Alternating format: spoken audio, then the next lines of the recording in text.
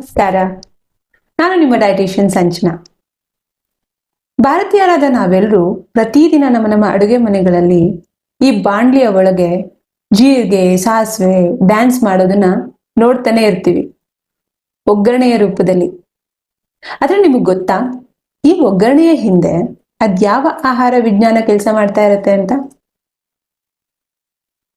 ಅಡುಗೆಗೆ ಪ್ರತಿದಿನ ನಾವು ಹಾಕುವಂತಹ ಒಂದು ಸಣ್ಣ ಒಗ್ಗರಣೆ ಅಡುಗೆಯ ರುಚಿಯನ್ನಷ್ಟೇ ಅಲ್ಲ, ಅಡುಗೆಯ ಪೌಷ್ಟಿಕತೆಯನ್ನ ಕೂಡ ಹೇಗೆ ಹೆಚ್ಚಿಸುತ್ತೆ ಅನ್ನೋದನ್ನ ಈ ವಿಡಿಯೋದಲ್ಲಿ ಇವತ್ತು ನಾವು ನೋಡ್ತಾ ಹೋಗೋಣ. ಮೊದಲನೇದಾಗಿ, ಈ ಒಗ್ಗರಣೆಯ ಹಿಂದಿನ ಆ ವಿಜ್ಞಾನ ಏನು ಅಂತ ನೋಡೋದಾದ್ರೆ, ನಾವು ಬಿಸಿಯಾದ ಎಣ್ಣೆ ಅಥವಾ ತುಪ್ಪಕ್ಕೆ ಈ ಸಾಂಬಾರ ಪದಾರ್ಥಗಳಾದಂತಹ ಜೀರಿಗೆ, ಸಾಸಿವೆ, ಕರಿಬೇವಿನ ಎಲೆ, ಮೆಣಸಿನಕಾಯಿ, ಹಾಗೆಯೇ ಅರಿಶಿನ ಇವುಗಳನ್ನೆಲ್ಲ ಹಾಕಿದಾಗ ಅವುಗಳ ಹೊರ ಕವಚ, ಹೊರ ಪದರ ಅಥವಾ ಗೋಡೆ ಅಂತ ಏನ್ ಹೇಳ್ತೀವಿ, ಅದು ಒಡೆದು ಹೋಗುತ್ತೆ. ಆಗ ಅವುಗಳ ಒಳಗೆ ಇರುವಂತಹ ಲಾಭದಾಯಕ ಅಂಶಗಳೆಲ್ಲ ಹೊರಗಡೆ ಬರ್ತವೆ. ಹಾಗಾಗಿ ಒಗ್ಗರಣೆ ಹಾಕೋದು ಅಂದ್ರೆ ಕೇವಲ ರುಚಿಗಾಗಿ ಅಥವಾ ಪರಿಮಳಕ್ಕಾಗಿ ಮಾತ್ರ ಅಲ್ಲ, ಬದಲಿಗೆ ಅದು ಪೌಷ್ಟಿಕಾಂಶಗಳು ದೇಹಕ್ಕೆ ಲಭ್ಯ ಆಗೋ ಹಾಗೆ ಮಾಡುವಂತಹ ಒಂದು ಸುಲಭ ಮಾರ್ಗ ಕೂಡ ಹೌದು. ಇನ್ನು ನಮ್ಮಲ್ಲಿ ಕೆಲವರಿಗೆ ಈ ಪ್ರಶ್ನೆನೂ ಮೂಡಬಹುದು, ಈ ಎಣ್ಣೆ ಅಥವಾ ತುಪ್ಪವನ್ನೇ ಯಾಕೆ ಒಗ್ಗರಣೆಗೆ ಬಳಸ್ತಾರೆ, ನೀರನ್ನ ಯಾಕೆ ಬಳಸೋದಿಲ್ಲ ಅಂತ. ಅದಕ್ಕೆ ಕೂಡ ಒಂದು ವೈಜ್ಞಾನಿಕವಾದ ಹಾಗೆಯೇ ಪಾಕಶಾಸ್ತ್ರದ ಕಾರಣವೂ ಇದೆ. ಅದೇನಂದ್ರೆ, ಈ ಎಣ್ಣೆ ಅಥವಾ ತೈಲವನ್ನ ನಾವು ನೀರಿಗಿಂತ ಹೆಚ್ಚಿನ ತಾಪಮಾನದಲ್ಲಿ ಬಿಸಿ ಮಾಡಬಹುದು. ನೀರು 100 ಡಿಗ್ರಿ ಸೆಲ್ಸಿಯಸ್ ತಾಪಮಾನವನ್ನ ತಲುಪ್ತಾ ಇದ್ದ ಹಾಗೆ ಕುದಿಲಿಕ್ಕೆ ಶುರುವಾಗುತ್ತೆ, ಆನಂತರ ಆವಿಯಾಗುತ್ತೆ. ಆದ್ರೆ ಎಣ್ಣೆ ಹಾಗಲ್ಲ. ಅದರಿಂದ ಈ ಒಗ್ಗರಣೆ ಹಾಕುವ ಸಂದರ್ಭದಲ್ಲಿ ಬಿಸಿಯಾದ ಎಣ್ಣೆಗೆ ಅಥವಾ ತುಪ್ಪಕ್ಕೆ ಈ ಸಾಂಬಾರ ಪದಾರ್ಥಗಳನ್ನ ಹಾಕಿದಾಗ ಅವುಗಳಲ್ಲಿರುವಂತಹ ಸುವಾಸನೆ ಹಾಗೇನೆ ಒಂದಿಷ್ಟು ಸಾರಭೂತ ತೈಲಗಳು ಪರಿಣಾಮಕಾರಿಯಾಗಿ ಹೊರಬರ್ತವೆ. ಈ ಪ್ರಕ್ರಿಯೆಗೆ ಹೆಚ್ಚಿನ ತಾಪಮಾನದ ಶಾಖದ ಅವಶ್ಯಕತೆ ಇರುತ್ತೆ, ಆದ್ರೆ ನೀರು ಆ ತಾಪಮಾನವನ್ನ ತಲುಪಲಿಕ್ಕೆ ಸಾಧ್ಯ ಇಲ್ಲ. ಹಾಗಾಗಿ ತುಂಬಾ ಪರಿಣಾಮಕಾರಿಯಾಗಿ ಈ ಸುವಾಸನೆಯನ್ನ ಬೀರುವಂತಹ ಸಂಯುಕ್ತಗಳು ಹೊರಗಡೆ ಬರೋದಿಲ್ಲ, ಹಾಗೇನೆ ಸಕ್ರಿಯಗೊಳ್ಳೋದು ಇಲ್ಲ. ಇನ್ನು ಈ ಎರಡನೇ ಕಾರಣ ಏನು ಅಂತಂದ್ರೆ, ಸಾಂಬಾರ ಪದಾರ್ಥಗಳಲ್ಲಿರುವಂತಹ ಕೆಲವೊಂದು ಪ್ರಮುಖ ರುಚಿ ಹಾಗೂ ಜೈವಿಕ ಸಕ್ರಿಯ ಸಂಯುಕ್ತಗಳು ನೀರಿಗಿಂತ ಹೆಚ್ಚಾಗಿ ಎಣ್ಣೆ ಅಥವಾ ನಾವು ಕೊಬ್ಬು ಅಂತ ಏನ್ ಹೇಳ್ತೀವಿ, ಅವುಗಳಲ್ಲಿ ಚೆನ್ನಾಗಿ ಕರಗ್ತವೆ, ಹಾಗೇನೆ ಹರಡ್ಕೊಳ್ತವೆ. ಇಲ್ಲಿ ಎಣ್ಣೆ ಒಂದು ವಾಹಕವಾಗಿ ಕಾರ್ಯನಿರ್ವಹಿಸುತ್ತೆ. ಹಾಗಾಗಿ ನಾವು ಮಾಡಿರುವಂತಹ ಖಾದ್ಯದ ಉದ್ದಕ್ಕೂ ಸಮನಾಗಿ ಈ ಸುವಾಸನೆಯನ್ನ ಹರಡಿಸುವಲ್ಲಿ ಎಣ್ಣೆಯ ಪಾತ್ರ ಅಥವಾ ತುಪ್ಪದ ಪಾತ್ರ ಪ್ರಮುಖವಾಗಿರುತ್ತೆ. ಇನ್ನೂ ಒಂದೆರಡು ಕಾರಣಗಳನ್ನ ಕೊಡೋದಾದ್ರೆ, ಈ ಎಣ್ಣೆ ಅಥವಾ ತುಪ್ಪ ಅನ್ನೋದು ಮಸಾಲೆಗಳನ್ನ ಹುರಿಯೋದಕ್ಕೆ, ಅವುಗಳನ್ನ ಲಘುವಾಗಿ ಕಂದು ಬಣ್ಣಕ್ಕೆ ತಿರುಗಿಸೋದಕ್ಕೆ ಸಹಾಯ ಮಾಡುತ್ತೆ. ಜೊತೆಗೆ ಈ ಒಗ್ಗರಣೆಯ ಒಂದು ಸಿಗ್ನೇಚರ್ ಶಬ್ದ ಇದೆ ಅಲ್ವಾ, ಚಟಪಟ ಅನ್ನೋದು, ಅದರ ಜೊತೆಗೆ ಸುವಾಸನೆಯನ್ನ ಉತ್ಪಾದಿಸುತ್ತೆ. ಆದ್ರೆ ನೀರು ಈ ಎಲ್ಲ ಪರಿಣಾಮಗಳನ್ನ ಸೃಷ್ಟಿಸ್ಲಿಕ್ಕೆ ಸಾಧ್ಯ ಇಲ್ಲ. ಅದ್ರ ಜೊತೆಗೆ ಎಣ್ಣೆ ಅಥವಾ ತುಪ್ಪದ ಬದಲಿಗೆ ನಾವು ಈ ನೀರನ್ನ ಬಳಸಿದ್ರೆ ಹೆಚ್ಚಿನ ತೇವಾಂಶವನ್ನ ಸೇರಿಸಿದ ಹಾಗೆ ಆಗತ್ತೆ. ಇದು ಒಟ್ಟಾರೆ ಸುವಾಸನೆಯನ್ನೇ, ಖಾದ್ಯದ ಸುವಾಸನೆಯನ್ನೇ ದುರ್ಬಲಗೊಳಿಸ್ಬಿಡತ್ತೆ. ಇನ್ನು ಸಂಕ್ಷಿಪ್ತವಾಗಿ ಹೇಳೋದಾದ್ರೆ, ಎಣ್ಣೆ ಅಥವಾ ತುಪ್ಪ ಅನ್ನುವಂಥದ್ದು ಒಗ್ಗರಣೆಗೆ ಒಂಥರ ಅನಿವಾರ್ಯ. ಹಾಗಾಗಿನೇ ಸಾಂಪ್ರದಾಯಿಕ ಭಾರತೀಯ ಅಡುಗೆಗಳಲ್ಲಿ, ಅದರಲ್ಲೂ ಮುಖ್ಯವಾಗಿ ಮಸಾಲೆ ಪದಾರ್ಥಗಳ ತಯಾರಿಯಲ್ಲಿ ಎಣ್ಣೆ ಅಥವಾ ತುಪ್ಪವನ್ನೇ ಬಳಸ್ತಾರೆ, ನೀರನ್ನಲ್ಲ. ಈಗ ಪೌಷ್ಟಿಕಾಂಶದ ದೃಷ್ಟಿಯಿಂದ ಅಥವಾ ಆಹಾರ ತಜ್ಞರ ದೃಷ್ಟಿಕೋನದಿಂದ ಹೇಳೋದಾದ್ರೆ, ಒಗ್ಗರಣೆ ಅನ್ನೋದು ಕೇವಲ ರುಚಿಗಾಗಿ ಮಾತ್ರವೇ ಅಲ್ವೇ ಅಲ್ಲ, ಬದಲಿಗೆ ಇದರಿಂದ ಅನೇಕ ಆರೋಗ್ಯ ಪ್ರಯೋಜನಗಳು ಇದ್ದಾವೆ. ಅವುಗಳನ್ನು ಒಂದೊಂದಾಗಿ ಈಗ ನೋಡ್ತಾ ಹೋಗೋಣ.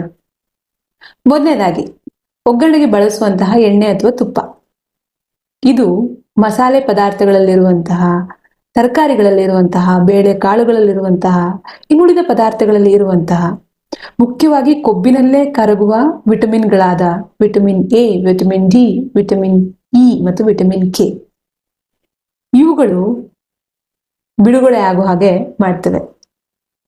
ದೇಹ ಇವುಗಳನ್ನ ಪರಿಣಾಮಕಾರಿಯಾಗಿ ಬಳಸೋ ಹಾಗೆ, ಹಾಗೇನೆ ಹೀರ್ಕೊಳ್ಳೋ ಹಾಗೆ ಈ ಎಣ್ಣೆ ಅಥವಾ ತುಪ್ಪ ಮಾಡುತ್ತೆ.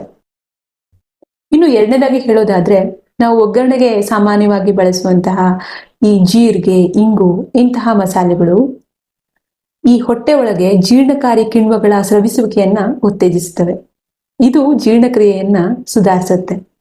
ಹೊಟ್ಟೆಗೆ ಸಂಬಂಧಿಸಿದ ಸಾಮಾನ್ಯ ಸಮಸ್ಯೆಗಳಾದಂತಹ ಹೊಟ್ಟೆ ಉಬ್ರ, ಗ್ಯಾಸ್ ಇವುಗಳನ್ನ ಕಡಿಮೆ ಮಾಡೋದಕ್ಕೆ ಇದು ಸಹಾಯ ಮಾಡುತ್ತೆ. ಇನ್ನು ಮೂರನೇದಾಗಿ, ಈ ಒಗ್ಗರಣೆಗೆ ಬಳಸುವಂತಹ ಇತರೆ ಮಸಾಲೆ ಪದಾರ್ಥಗಳು, ಉದಾಹರಣೆಗೆ ಸಾಸಿವೆ ಇರಬಹುದು, ಅಥವಾ ಕರಿಬೇವು ಇರಬಹುದು, ಅರಿಶಿನ ಇರಬಹುದು, ಹಾಗೇನೆ ಈ ಮೆಣಸು, ಒಣಮೆಣಸು ಅಥವಾ ಹಸಿಮೆಣಸು, ಇವೆಲ್ಲವೂ ಕೂಡ ಒಂದಿಷ್ಟು ಉತ್ಕರ್ಷಣ ನಿರೋಧಕಗಳನ್ನ ಅಂದ್ರೆ ಆಂಟಿ ಆಕ್ಸಿಡೆಂಟ್ಗಳನ್ನ ಹೊಂದಿರ್ತವೆ. ಜೊತೆಗೆ ಒಂದಿಷ್ಟು ಉಪಯುಕ್ತ ಸಂಯುಕ್ತಗಳಿಂದಲೂ ಕೂಡಿರ್ತವೆ. ಈ ಎಲ್ಲ ಸಂಯುಕ್ತಗಳು ಒಟ್ಟಾರೆ ಸೇರಿ ದೇಹದಲ್ಲಿ ಇನ್ಫ್ಲಮೇಷನ್ ಅಂದ್ರೆ ಈ ಉರಿಯೂತ ಈ ಸಮಸ್ಯೆಯನ್ನ ನಿವಾರಿಸುವಲ್ಲಿ, ಹಾಗೇನೆ ದೇಹದ ರೋಗ ನಿರೋಧಕ ಶಕ್ತಿಯನ್ನ ಹೆಚ್ಚಿಸುವಲ್ಲಿ ನಮಗೆ ಸಹಾಯ ಮಾಡ್ತವೆ. ಒಟ್ಟಾರೆಯಾಗಿ ನೋಡೋದಾದ್ರೆ, ಈ ಒಗ್ಗರಣೆಗೆ ಬಳಸುವಂತಹ ಪ್ರತಿಯೊಂದು ಸಾಂಬಾರ ಪದಾರ್ಥವೂ ಕೂಡ ಪ್ರತ್ಯೇಕವಾದಂತಹ ಔಷಧೀಯ ಗುಣಗಳಿಂದ ಕೂಡಿದೆ. ಆದ್ರೆ ಈ ಒಗ್ಗರಣೆ ಹಾಕುವಾಗ ಈ ಎಲ್ಲ ಸಾಂಬಾರ ಪದಾರ್ಥಗಳ ಒಂದು ಸಂಯೋಜನೆ ಉಂಟಾಗಿ ಅದೊಂದು ಸಿನರ್ಜಿಸ್ಟಿಕ್ ಪರಿಣಾಮವನ್ನ ಸೃಷ್ಟಿಸುತ್ತೆ. ಅಂದ್ರೆ ಈ ಪ್ರತ್ಯೇಕ ಸಾಂಬಾರ ಪದಾರ್ಥದ ಪರಿಣಾಮ ಏನಿರಬಹುದು, ಆ ಮೊತ್ತಕ್ಕಿಂತ ಹಿರಿದಾದಂತಹ ಒಂದು ಸಂಯೋಜಿತ ಪರಿಣಾಮ ಒಗ್ಗರಣೆಯಿಂದ ಉಂಟಾಗುತ್ತೆ. ಇದೆಲ್ಲವೂ ಕೂಡ ನಮ್ಮ ದೇಹದ ಚಯಾಪಚಯ ಕ್ರಿಯೆಯ ಮೇಲೆ, ದೇಹದ ರೋಗ ನಿರೋಧಕ ಶಕ್ತಿಯ ಮೇಲೆ, ಹಾಗೆಯೇ ಕರುಳಿನ ಆರೋಗ್ಯದ ಮೇಲೆ ಸಕಾರಾತ್ಮಕವಾದಂತಹ ಒಂದು ಪರಿಣಾಮವನ್ನ ಬೀರುತ್ತೆ. ಸಂಕ್ಷಿಪ್ತವಾಗಿ ಹೇಳೋದಾದ್ರೆ, ಒಗ್ಗರಣೆ ಹಾಕೋದು ಅಂದ್ರೆ ಅದೊಂದು ಕೇವಲ ಸಂಪ್ರದಾಯ ಅಲ್ಲ, ಬದಲಿಗೆ ಅದೊಂದು ನಿಜವಾಗಿ ವಿಜ್ಞಾನದಲ್ಲಿ ನೆಲೆಗೊಂಡಿರುವ ಪಾಕಶಾಸ್ತ್ರದ ತಂತ್ರ. ಇನ್ನು ಒಗ್ಗರಣೆ ಹಾಕುವಾಗ 2 ವಿಷಯಗಳನ್ನ ಪ್ರಮುಖವಾಗಿ ಗಮನದಲ್ಲಿಟ್ಟುಕೊಳ್ಳೇಬೇಕು. ಮೊದಲನೇದಾಗಿ, ಒಗ್ಗರಣೆಗೆ ನೀವು ಬಳಸುವಂತಹ ಎಣ್ಣೆ ಅಥವಾ ತುಪ್ಪದ ಪ್ರಮಾಣ. ಒಗ್ಗರಣೆ ಒಳ್ಳೆದು ಅಂತ ಎರ್ರಾಬೆರಿ ಎಣ್ಣೆ ಸುರಿಯೋ ಹಾಗಿಲ್ಲ. ಅತಿ ಆದ್ರೆ ಒಗ್ಗರಣೆ ಕೂಡ ಒಳ್ಳೇದಲ್ಲ. 1-2 ಟೀ ಸ್ಪೂನ್ ಅಷ್ಟು ಎಣ್ಣೆ ಅಥವಾ ತುಪ್ಪ ಒಗ್ಗರಣೆಗೆ ಬೇಕಾದಷ್ಟು ಸಾಕು. ಇನ್ನು ಎರಡನೇದಾಗಿ, ಈ ಒಗ್ಗರಣೆ ಹಾಕುವಾಗ ನೀವು ಎಣ್ಣೆ ಅಥವಾ ತುಪ್ಪವನ್ನ ಎಷ್ಟು ಕಾಯಿಸ್ತೀರಿ ಅನ್ನೋದು ತುಂಬಾ ಮುಖ್ಯ ಆಗುತ್ತೆ. ಒಂದು ತಾಪಮಾನಕ್ಕಿಂತ ಹೆಚ್ಚಿನ ತಾಪಮಾನದಲ್ಲಿ ಎಣ್ಣೆಯನ್ನ ಅಥವಾ ತುಪ್ಪವನ್ನು ನೀವು ಬಿಸಿ ಮಾಡಿದಾಗ ಅದರಲ್ಲಿ ಒಂದಿಷ್ಟು ಹಾನಿಕಾರಕ ಅಂಶಗಳು ಬಿಡುಗಡೆ ಆಗ್ತವೆ. ಅವುಗಳನ್ನ ನಾವು ಫ್ರೀ ರಾಡಿಕಲ್ಸ್ ಅಂತ ಹೇಳ್ತೀವಿ.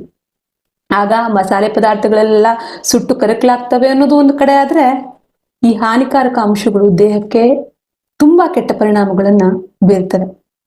ಹಾಗಾಗಿ ಒಂದು ಸ್ವೀಟ್ ಸ್ಪಾಟ್ ಅಂತ ಹೇಳ್ತೀವಿ. ಎಣ್ಣೆ ಆ ತಾಪಮಾನವನ್ನ ತಲುಪಿದಾಗ ಒಗ್ಗರಣೆ ಹಾಕುವಂಥದ್ದು ಜಾಣತನ.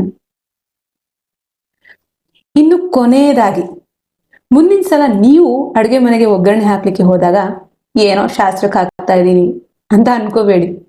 ಬದಲಿಗೆ ಅಲ್ಲಿ ನಿಮ್ಮ ಪಾಕಶಾಲೆಯ ಹಾಗೆ ಪೌಷ್ಟಿಕಾಂಶದ ಸುಧಾರಣೆ ಎಷ್ಟು ಆಗ್ತಾ ಇದೆ ಅನ್ನೋದನ್ನ ಭಾವಿಸಿ.